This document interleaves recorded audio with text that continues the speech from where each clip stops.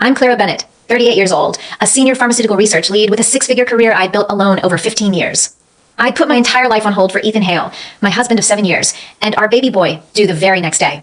I'd carried him for 36 brutal weeks, diagnosed early with placental abruption risk, chronic hypertension, and a breech fetus. Every specialist drilled into me that any sudden stress or blood loss could kill both me and the child I'd spent years begging to conceive. The contractions hit hard at 2:17 p.m., my water rupturing all over the passenger seat of Ethan's Black Range Rover halfway to Mercy General Hospital. I grabbed his forearm, my knuckles white, warm fluid pooling down my calves into my sneakers. Ethan, we need to pull into the emergency entrance now. The doctor said this can't wait. He only nodded once, fingers tightening around the steering wheel. Then his phone blared a ringtone he'd set exclusively for Lila Mae Carter, his so-called childhood savior's daughter, the white ghost he'd never fully cut loose from our marriage. He glanced at the caller ID, jaw-locking, and didn't hesitate for even a full second to spin the wheel hard right, merging onto the highway exit leading to the clinic 20 minutes in the opposite direction of our hospital. I stared at his rear-view mirror, shock short-circuiting every nerve in my body. Blood had already started mixing with the amniotic fluid soaking my jeans. What are you doing? Ethan, my labor's active. I'm bleeding. Our son is dying inside me right now. His gaze flicked to me briefly, a flicker of guilt crossing his face, but it vanished fast, replaced by that same stubborn loyalty he'd clung to for Lila for years. He'd always rambled about how Lila's dad saved his life after a car crash at 18, how he owed her everything. I tolerated her endless late-night calls, her random texts begging him to run errands, her showing up uninvited to our family dinners, all because I thought love meant forgiving old debts. Now I realized I'd been fooling myself. She's doubled over in pain alone at her apartment complex. Clara, I can't leave her stranded with no one to drive her. His tone was flat, almost annoyed, like I was throwing a petty fit over a minor inconvenience. Just hold on a little longer. I drop her off, get her checked in, then circle back to pick you up at the highway rest stop ahead. It'll be 40 minutes tops.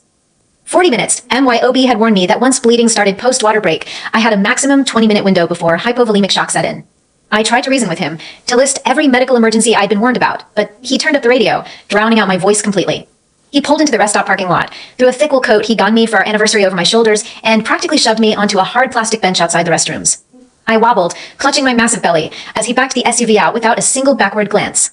I sat there for 12 minutes before the first heavy stream of blood soaked through my maternity pants. I dialed Ethan 3 times straight, each call going straight to voicemail. On the 4th try, he picked up background noise filled with clinic reception chatter. Can you stop blowing up my phone? Lila's getting in for placed. I can't step away. His voice was sharp, unyielding. The ambulance dispatch said they're 20 minutes out, Ethan. I'm losing too much blood. I can barely breathe. Please come get me before they arrive. Just wait for the paramedics. The hospital's staffed with professionals. You're in safe hands. Lila's got nobody else. He hung up before I could respond. Tears blurred my vision as rain started pouring down, cold droplets hitting my face and mixing with the blood dripping onto the concrete beneath my feet. I recorded a shaky voice memo, pressing the send button to his chat thread, my voice cracking so bad I could barely form full sentences.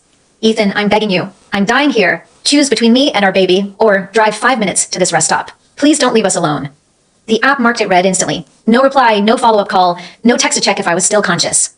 My legs gave out 10 minutes later. I collapsed face first onto the wet pavement, both hands pressed hard into my stomach to slow the relentless bleeding. The rain washed the red puddle spreading around my hips, and black spots swam across my eyes as my body began shutting down. The last thought I had before slipping into unconsciousness was how Ethan used to rearrange his entire work schedule just to bring me ginger ale when I had morning sickness, how he swore he'd always put me first. None of that felt real anymore. I woke up in a sterile recovery bay hours later, every movement sending a searing, burning pain tearing through my lower abdomen.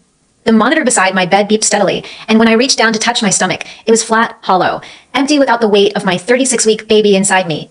A young nurse named Mia hovered by my bedside, her eyes red-rimmed with sympathy.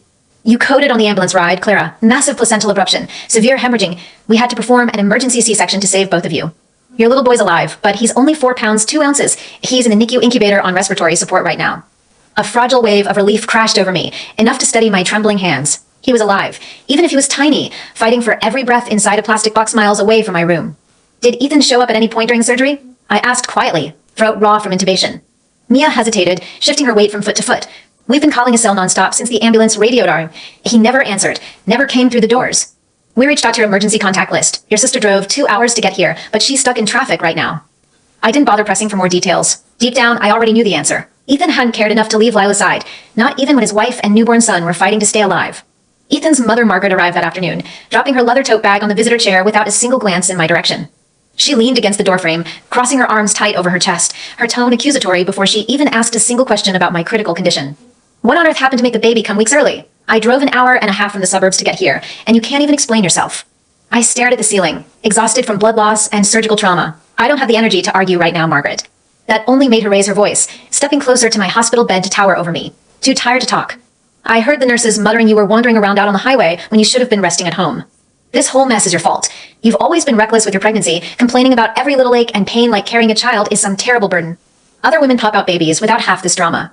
My patience snapped thin, sharp and bitter. Ethan drove me halfway to the hospital, then abandoned me at a rest stop to take Lila to urgent care.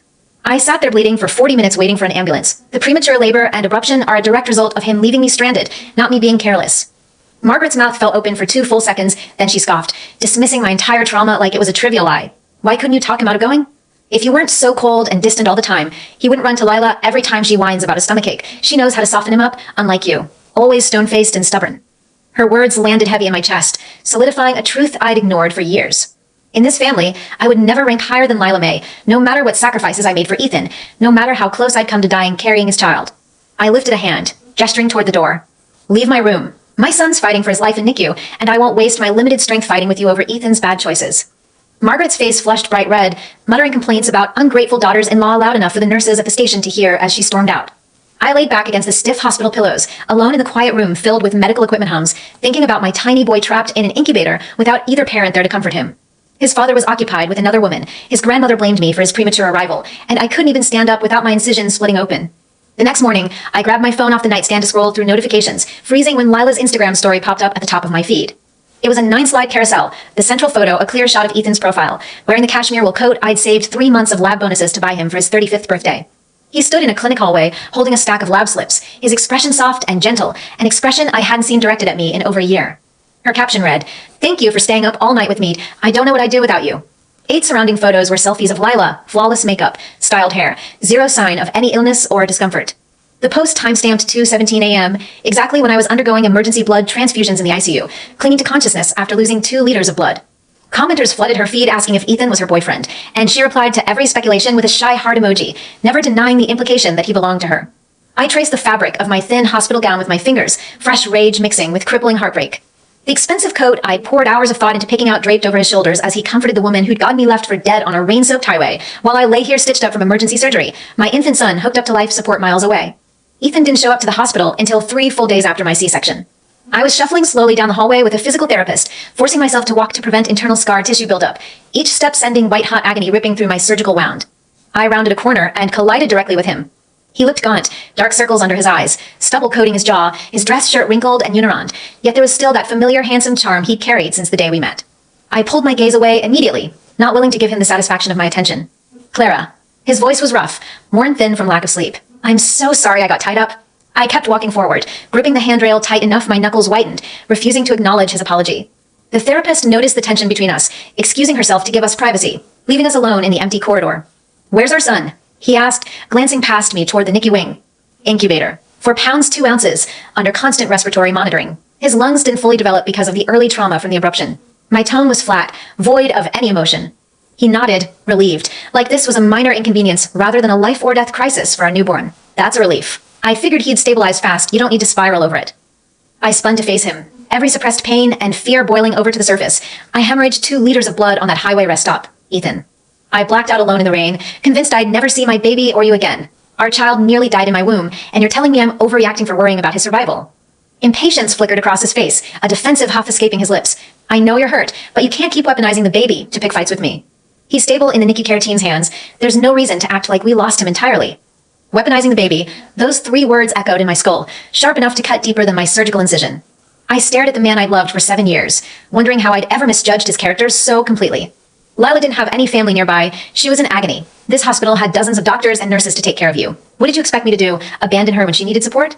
He crossed his arms, digging in his heels to defend his choices without a single ounce of remorse for what he'd put me through.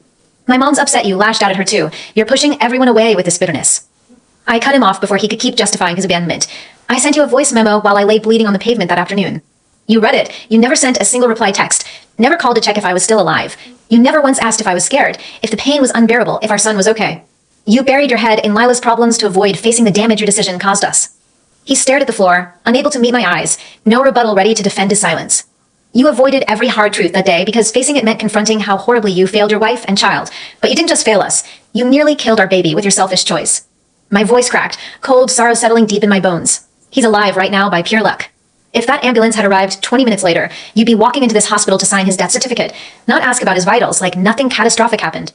The color drained completely from Ethan's face, his lips trembling as he searched for something to say to counter my accusation. No words came out, leaving him frozen in the middle of the hospital hallway, a hollow, lifeless statue. I turned away from him, gripping the wall rail as I limped back to my patient room, every painful step forward a quiet acceptance that the man I'd married no longer existed. 5 days post-surgery, I was halfway through a brutal wound change. The nurse peeled the dried blood-caked gauze off my C-section incision, and I bit down hard on a hospital napkin to muffle the scream burning in my throat. A hospital courier knocked on my door without warning, dropping a plain, unmarked brown envelope onto my nightstand. No return address, no name, just my full patient label printed on the front. I waved the nurse off for 2 minutes once the dressing was secured, tearing open the thick paper flap with shaky, bandaged fingers. Inside were 2 crisp lab printouts, both printed on Mercy Women's clinic letterhead, the same facility Lila had dragged Ethan to the day she'd forced him to leave me bleeding on the highway. First sheet, pelvic ultrasound report, patient named Lila May Carter, dated the exact afternoon Ethan abandoned me. I scanned every line slowly, my heart slowing inch by inch as I read the cold, clinical text, uterus normal size, endometrial lining 0.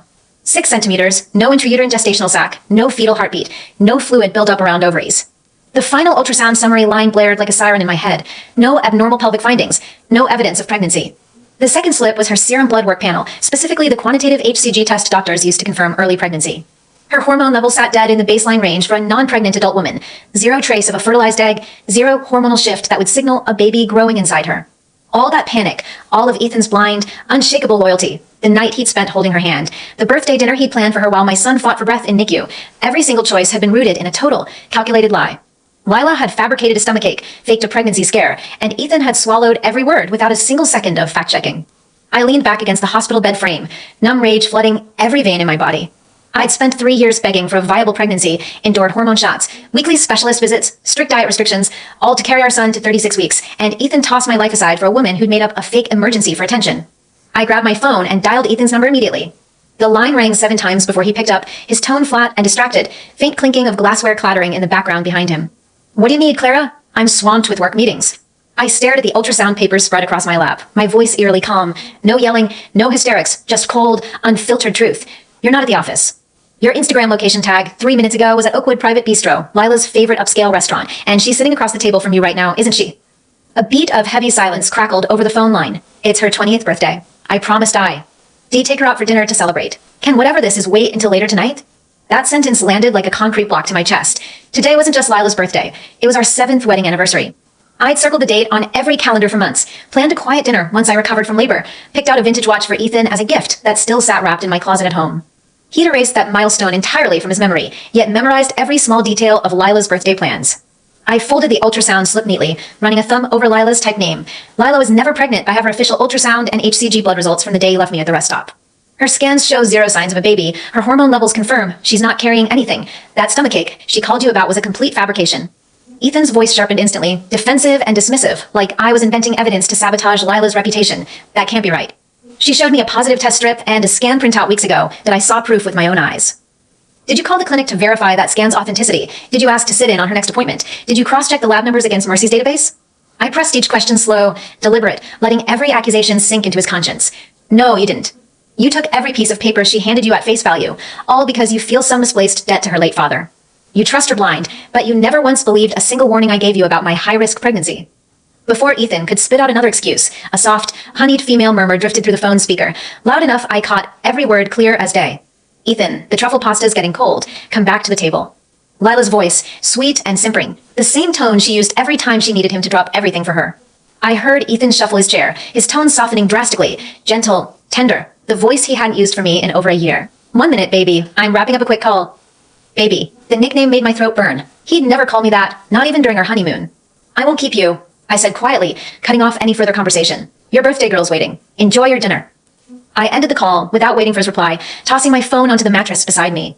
My reflection stared back from the black screen, pale, exhausted, dark purple bruising under my eyes from 5 sleepless nights spent monitoring my son's vitals through NICU glass. The contrast between my haggard state and Lila's polished, filtered selfies on social media was brutal, impossible to ignore. A pop-up calendar reminder pinged on my screen seconds later, bold white text lighting up the dark glass, 7-year wedding anniversary, dinner reservation. I'd forgotten I'd set that alert months prior. Ethan hadn't sent a single text, flower, or gift to acknowledge the day, yet he'd booked a private bistro booth, bought a birthday cake, and splurged on champagne for the woman who'd ruined my labor and endangered our child. I barely had time to process the hollow grief swirling in my chest before my hospital cell phone blared, the caller ID labeled NICU charge nurse. My blood ran cold instantly, fingers fumbling to swipe the answer button. Clara, this is Nurse Jamie in neonatal ICU. Your son, Milo, just suffered an acute respiratory arrest.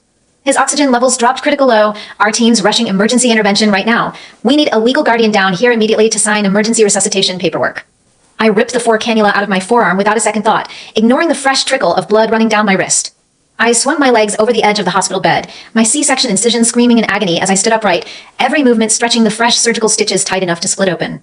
The ward aide yelped behind me, scrambling to grab a disposable robe to drape over my thin hospital gown. Ms. Bennett, you can't run. Your incision's only 5 days healed. You'll tear the staples. I didn't slow down, shuffling as fast as my shaking legs would carry me through the long, sterile hallways connecting the patient wing to the NICU building. Sweat soaked through my gown within 60 seconds, sharp stabbing pain radiating from my lower abdomen with every single step. The walk between buildings normally took 3 minutes. It felt like an hour of endless torture. When I finally stumbled through the glass NICU double doors, Nurse Jamie held out a thick stack of paper, her face grim and lined with stress. This is a critical care emergency notice. Both parents need to sign. Protocol requires dual consent for advanced life support.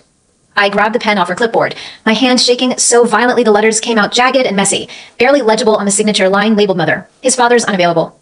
I'll sign full consent alone. She hesitated, glancing at the empty father's signature block. Are you certain? If complications escalate later, hospital policy prefers both guardians present. He won't come, I told her flatly, setting the pen down once my name was scrawled across the page. He's busy celebrating another woman's birthday tonight. Nurse Jamie clammed her mouth shut, no further questions pushed, handing me a hard plastic chair to sink onto outside the closed incubator room. I slid down onto the cold seat, my knees buckling under my weight, and buried my face in my palms. The incision had split open slightly from the rushed walk. Warm blood seeped through the gauze dressing, staining the front of my hospital gown a deep, dark crimson. I pulled my phone back out, typing a desperate message to Ethan, every word typed through blurred, burning eyes. Milo stopped breathing. He's in emergency resuscitation right now. Please come to NICU immediately. I'm begging you. I hit send, watching the status flip to read within 2 seconds. No reply. No incoming call. No follow-up text to ask about our son's condition. I sent a second plea, more desperate this time. Ethan, this is life or death. Drop whatever you're doing and get to the hospital now. I'm alone, and our baby might not survive the next hour. Again, read. Radio silence. I sat on that hard plastic chair for 40 minutes, staring at the glowing read, tag mocking me at the bottom of our text thread, the smell of my own dried blood thick in my nostrils. Halfway through the wait, my phone lit up with a new Instagram notification. Lila had posted another 9-photo birthday carousel, uploaded live from the bistro Ethan was still occupying with her. Slide 1, a towering 3-layer vanilla cake covered in pink frosting, the number 28 candles stuck dead center. Slides 2 through 7, crystal champagne flutes, charcuterie boards, rose bouquets, dim string lights draped over the private booth. Slide 8 was a close-up shot of Ethan's hands holding a silver lighter, leaning forward to light the birthday candles, his face soft, smiling, fully focused on Lila sitting across from him. The final slide was a selfie of Lila grinning, head tilted against Ethan's shoulder, captioned in bubbly cursive font. Every year with you is my favorite gift. Can't wait for endless birthdays together. Dozens of commenters flooded the post, all speculating they were a serious couple, and Lila replied to every flirtatious guess with a shy heart emoji, never denying the romantic implication. I zoomed in on Ethan's face in the candle photo, memorizing the easy smile he'd never once directed at me during my high-risk pregnancy, while my tiny son fought to draw a single stable breath behind the NICU glass doors 10 miles away. Milo had only been alive 5 days, 0.5 days trapped in an incubator, hooked to oxygen tubes, unable to feel his mother's skin against his, never once held by his father. Meanwhile, Ethan lit birthday candles for a woman who'd lied about being pregnant to steal his attention, oblivious to his own son's near-death crisis unfolding across town. I locked my phone and tossed it into my lap, swallowing back a wave of silent sobs. The fluorescent hospital lights burned my eyes, sharp and unforgiving, leaving nowhere to hide my broken, bleeding body and shattered heart. Another 20 minutes ticked by before Nurse Jamie pushed the NICU door open, her shoulders slumping with quiet relief. We stabilized his oxygen levels. The crisis passed, but the next 24 hours are high-risk observation. Any repeat respiratory arrest could lead to permanent brain damage. I nodded, too drained to speak, pushing myself back onto my wobbly feet to trudge the long hallway back to my patient room. The blood stain on my gown spread wider with every step, my surgical wound throbbing nonstop, but I barely registered the physical agony anymore. All I could feel was the cold, although emptiness spreading through my chest, realizing my husband valued Lila's birthday celebration more than his newborn son's life. I collapsed onto my hospital bed once I made it back, curling onto my side to take pressure off the split incision. It was nearly 3 a.m. when my phone finally buzzed with a text from Ethan, the first message he'd sent all night. My phone died during dinner. Sorry I couldn't respond. Is Milo okay now? I stared at the words for a long minute, bitter amusement mixing with crippling grief. His phone had worked perfectly well to post photos, light candles, reply to Lila's Instagram comments, and chat with her over dinner. Only went dead the exact moment I sent emergency messages about our son's resuscitation. I didn't waste energy calling out his transparent lie. There was no point arguing with someone who chose to ignore a dying child for a birthday party. Stabilize for now. That was the only 3-word reply I sent back. No extra detail, no emotion, no begging for him to show up. 30 seconds later, another text popped up on screen, Ethan's casual, dismissive tone unchanged. Good. Don't overstress yourself. The nurses said mild respiratory pauses are common for preemies, nothing too serious to worry over. Common. He had reduced a life-threatening emergency, assigned critical care notice, 40 minutes of panicked resuscitation staff working to restart Milo's breathing, to a minor, trivial hiccup of premature birth. It mirrored every careless dismissal he'd tossed at me since the day he abandoned me at the rest stop, minimizing my hemorrhaging, my labor crisis, my son's brush with death like none of it mattered compared to Lila's trivial stomachache. I set my phone face down on the nightstand, staring blankly at the water-stained ceiling above my bed. My 7-year marriage, built on years of compromise, sacrifice, and quiet love, had unraveled completely in less than a week. Every promise Ethan had whispered to me about prioritizing our family, every vow from our wedding ceremony, every late-night conversation about the baby we'd spent years trying to conceive, all of it turned to ash, tossed aside for a manipulative woman's fake illness and manufactured drama. I didn't cry anymore that night. The tears had run dry somewhere in the NICU hallway, watching Ethan smile for Lila's birthday cake, while my son clung to life behind glass. A cold, quiet resolve settled over me instead, slow and unshakable. I would not beg for Ethan's attention, his loyalty, or his remorse ever again. Whatever happened next, I would face it alone for Milo's sake, even if my little boy's fight to survive was already slipping away faster than I could comprehend. I'd been sitting on the edge of my bed, pumping breast milk into a sterile glass bottle, when the NICU's emergency ringtone cut through the hum of the hospital-grade pump.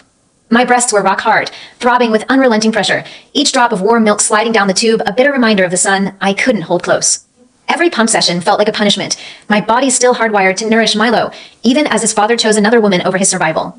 I fumbled to set the machine aside, my 5-day-old C-section incision screaming as I shot upright. The gauze had split hours earlier, fresh blood seeping through the outer layer of my gown, but I brushed the pain off. Milo's safety outweighed any physical injury I carried. Nurse Jamie stood in the doorway, her face drained of all the quiet hope she'd clung to hours prior when Milo stabilized. Her voice was soft, defeated, like she hated delivering the words she was about to speak. Clara, Milo had another respiratory arrest. This time we couldn't bring his oxygen back up. We ran 40 minutes of full code blue protocols, chest compressions, intubation, every intervention we have available. His organs were too underdeveloped to recover. The world tilted under my feet. I grabbed the metal bed rail to steady myself, knuckles white against cold steel. All the exhaustion, rage, and numb grief I'd held back for days crashed over me in one brutal wave, stealing the air straight from my lungs. Can I hold him? My voice barely made a sound, thin and cracked, stripped of every ounce of strength. Jamie nodded, her eyes glistening. She disappeared for 2 minutes before returning, cradling a tiny, still bundle wrapped in a soft pale blue blanket. When she laid Milo in my arms, the weight of him shocked me. So light, barely more than a bag of flour. His skin tinged a faint blue-gray around his lips and fingertips. The ventilator tube still taped to his small throat hadn't been removed yet, a stark marker of the fight he'd lost alone. I pressed my cheek gently to his cool forehead, my entire body trembling uncontrollably. His eyelashes were long, fine, identical to Ethan's, the sharp little curve of his nose a perfect mirror of the man who'd abandoned us both. He'd never felt my full embrace while he was alive, trapped behind plastic incubator walls, only my fingertips brushing his palm through access ports. Now I could cradle him fully, and he'd never draw another breath. Baby boy, I'm so sorry. I whispered against his tiny hair, tears spilling hot down my jaw to soak his blanket. I'm so sorry I let your dad drive us to the hospital that day. I should have called an Uber, gone alone, kept you safe, but I failed you. No sound came from Milo, an O-twitch. No faint whimper, nothing. The warmth left in his body was only leftover heat from the incubator, fading fast beneath my palms. I carried him out to the empty NICU waiting hall, sinking onto the same plastic chair where I'd begged Ethan for help hours before, and held him tight for hours straight. A nurse brought me a fleece throw to wrap around my shoulders, a cup of lukewarm water, but I couldn't touch either. Every sensory input blurred away, my entire world narrowed down to the tiny, lifeless child in my arms. By the time the hospital sedative shot was pressed into my fore to calm my violent hyperventilation, I'd lost track of how long I sat there. The medicine dulled the sharp edge of agony, wrapped my mind in a thick fog, but it didn't erase the truth. Milo was gone, and Ethan had never once shown up to fight for him. I didn't hear from Ethan until the next morning. He wandered into my patient room carrying a cheap grocery store fruit basket and a bouquet of white lilies, dress shirt crisp and freshly pressed, hair neatly combed like he just left a morning office meeting, not a grieving wife's hospital room. He set the flowers down on my nightstand, glancing at the half-full bottle of breast milk I'd abandoned the day before without a single question about what had happened overnight. You look exhausted. Did you get any sleep last night? He pulled a plastic visitor chair beside my bed, his tone polite, distant, like checking in on a distant coworker recovering from minor surgery. There was no tremor in his voice, no shadow of fear or sorrow, no hint he'd spent the prior night celebrating Lila's birthday while his son coded in NICU. I stared straight at him, every emotion stripped raw, no more filtering, no more holding back soft words to spare his guilt. Milo died yesterday afternoon, 5:11 p.m., after 40 minutes of emergency resuscitation. Ethan's expression flickered, a momentary pause of confusion before frustration bubbled up, sharp and unkind. He rolled his eyes, crossing his arms over his chest. Enough of this cruel game, Clara. I know you're furious about the birthday dinner, but fabricating a fake death certificate to manipulate me is unforgivable. This isn't how you fix our marriage. I reached under my pillow. fingers closing around the folded official death certificate the hospital administrator had handed me hours earlier. I slid it across the mattress toward him, the paper crinkling under his shaky fingers as he unfolded it. Every printed line was cold, irrefutable hospital documentation. Milo James Hale, date of birth, time of passing, cause of death, premature respiratory failure secondary to maternal hypovolemic shock and placental abruption. His hands began to shake violently, the paper rattling between his thumbs and forefingers. The color drained completely from his face, leaving him ashen, hollow-cheeked. You printed this yourself, didn't you? Some online template to punish me for being busy with Lila's birthday. He refused to look up at me, voice tight with denial, clinging to the lie that I was inventing tragedy to punish him. I leaned back against the pillows, my tone flat, devoid of anger or tears, only exhausted, irreversible sorrow. Where were you when his heart stopped beating? Were you stuck in a work meeting, or still sat in that private bistro booth lighting candles for Lila's cake? You ignored 2 emergency texts telling you your newborn son was dying, your phone perfectly functional long enough to post birthday photos to her Instagram feed. You don't get to accuse me of lying when you chose a fake stomachache over your child's life. He opened his mouth to argue, then snapped it shut again, no excuses, ready to defend his actions. The weight of what he'd done finally pressed down on him, his shoulders slumping forward. But it was too late. Milo's small body was already in the hospital mortuary, waiting for cremation arrangements, and nothing Ethan could say or do would bring him back. I reached over and took the death certificate back from his trembling grasp, folding it neatly and tucking it back beneath my pillow, out of sight. He doesn't need you anymore. You missed every chance to be his father while he was alive, and you won't get to make amends with him now. Silence stretched thick between us for minutes, the only noise the steady beep of my vital sign monitor beside the bed. Ethan sat rigid in the chair, mouth opening and closing repeatedly like a fish gasping for air, before he finally forced a single broken sentence out of his throat. I'm so sorry, Clara. The apology landed weightless, thin as tissue paper, floating off into the sterile hospital air without touching me at all. Sorry didn't reverse the hemorrhage I'd endured on that rain-soaked highway rest stop. Sorry couldn't bring Milo's tiny heartbeat back. Sorry couldn't erase the hours he'd spent laughing and celebrating Lila while our son fought to breathe alone. I turned my head to stare out the window at the cloudless blue sky, sunlight glinting off the parking lot below. The world outside moved on, bright and unburdened. While my own life had shattered beyond repair, I didn't respond to his apology, didn't acknowledge his presence further. There was nothing left to say between us. All conversation, all forgiveness, all possibility of repairing our marriage had burned away the second he'd spun his Range Rover away from the hospital to chase Lila's fabricated emergency. 3 days later came Milo's cremation day. I'd already checked myself out of the hospital against medical advice, switched my cell phone number permanently, deleted Ethan from every social media platform, packed a single suitcase, and vanished from the city without leaving a forwarding address. I handled all mortuary paperwork, signed the cremation consent form alone, and collected Milo's small ash urn before the service even began. Ethan never received a single text or call from me about the funeral arrangements. He showed up at the crematorium alone, disheveled, unshaven, shirt unwashed for days, eyes sunken deep into his skull. The mortician handed him a spare empty ash container as a courtesy, not knowing I'd already taken Milo's remains with me when I left the hospital. He stood frozen in front of the closed cremation furnace door, watching the metal slab slide empty back out after the process finished, only a handful of gray powdery residue left on the tray meant for Milo's body. He clutched the empty box to his chest, stumbling out to the mortuary parking lot in a daze, and drove straight to the highway patrol station to beg for access to the rest stop surveillance footage from the day he abandoned me. The desk sergeant sized him up instantly, his face hard with unspoken contempt the second Ethan stated his name and relation to the woman who nearly bled to death on department cameras. The patrol officer pulled up the archived footage on a desktop monitor without hesitation, gesturing for Ethan to pull up a chair. Every time-stamped clip played in brutal, unflinching detail, no cuts, no edits to soften the horror of what he'd left behind. 15 hours, 12 minutes, and 7 seconds. His Range Rover pulls into the rest stop lot. He helps me out of the passenger seat, my maternity dress soaked through with fluid, staggering under the weight of my belly. He drapes his wool anniversary coat over my shoulders, then climbs back into the SUV and drives away without a single backward glance. 15 hours, 20 minutes, and 17 seconds, I dial his number, pacing the bench, clutching my stomach as cramps tear through me.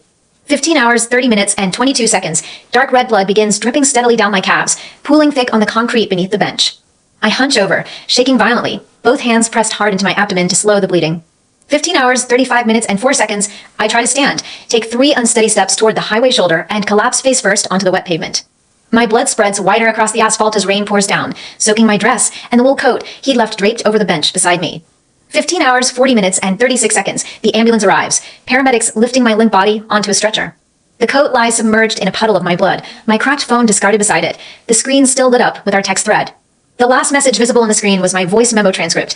Ethan, I'm dying here. Choose me or come find me. Marked red, no reply. Ethan gripped the edge of the desk so hard his knuckles split white, a quiet, strangled whimper escaping his throat as he watched the footage replay over and over again. The sergeant's voice cut through a shock, cold and factual, no sympathy offered. Paramedic logs state she lost 2 liters of blood on scene. Medics told us if that ambulance had arrived 10 minutes later, we would have had 2 fatalities that afternoon, her and the Priam boy. 10 minutes, a 10-minute Dieter back to the rest stop would have saved Milo's life, spared me from emergency surgery and trauma that would linger forever. Ethan's car had only been 15 minutes away from the rest stop at the time of my emergency call, stuck in traffic outside Lila's clinic. If he'd left her side immediately instead of lingering to hold her hand, everything would have changed. He left the patrol station, driving straight back to Mercy General to pull my full medical records, surgical notes, and Milo's NICU admission files. Hundreds of pages of clinical documentation laid out every detail of our trauma, the massive internal bleeding during my C-section, Milo's dangerously low birth weight, the repeated code blue alerts, the signed critical care notices I'd filled out alone while Ethan celebrated Lila's birthday. Tucked into the back of the file folder was a security camera still shot from the NICU hallway captured the night Milo coded. The photo showed me hunched on that same plastic waiting chair, my hospital gown soaked with fresh blood from my split incision, head buried in my palms, phone lit up in my grasp showing our unread emergency texts. Ethan zoomed in on the screen capture, seeing his own casual 40 minutes and I'll be there message staring back at me, marked read with 0 follow-up. He sank onto the hospital hallway plastic bench, mirroring my exact crumpled posture from the photo, and broke down sobbing. Passing nurses slowed to glance at him, but no one stopped to offer comfort. They'd all cared for me, watched me grieve alone for days, knew exactly who he was and what he'd done. He returned to our shared home that night, the house silent, empty, stripped of every trace of me. All my clothes, skincare, Milo's unopened baby furniture, ultrasound photos, framed wedding portraits. Everything was gone. The only item left on the bedroom nightstand was a crumpled handwritten note I'd left behind before I fled the city, my handwriting shaky and rushed from unhealed surgical pain. Ethan, I'm gone. Don't search for me. You won't find a single trace. He flipped the paper over to read the second line scrawled on the back, sharp and final, no room for negotiation or reconciliation. I took Milo's ashes with me. You don't deserve to lay eyes on him. Not after you chose Lila over both of us when we needed you most. Ethan crumpled the note in his fist, sliding down the bedroom wall until his hips hit the cold hardwood floor. He'd spent the past week clinging to the delusion that I was just throwing a dramatic fit, waiting for him to grovel and beg forgiveness, ready to come home once he made a grand apology. The note stripped that fantasy away completely. I hadn't left to punish him temporarily. I'd left to erase him from my life forever. He spent the next 72 hours wandering every place we'd ever shared. My research lab office, our weekend hiking trail, the cafe where we'd had our first date, the restaurant where we'd celebrated our wedding anniversaries.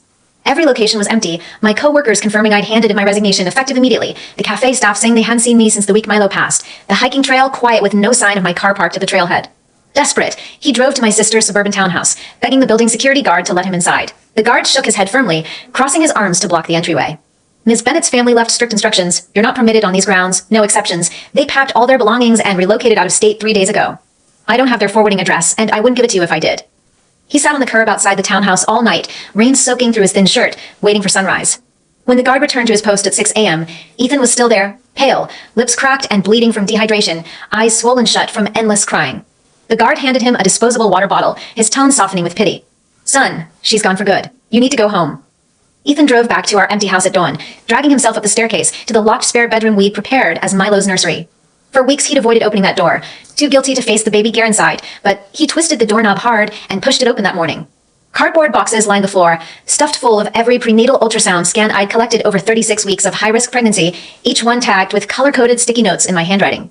Green for routine stable checkups, yellow for minor warning signs, bright red for critical risk alerts that my OB had insisted Ethan attend with me, appointments he'd blown off every single time to run errands for Lila.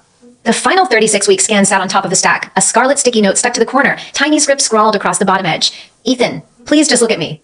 I need you to see how scared I am. He sank to his knees on the nursery carpet, sorting through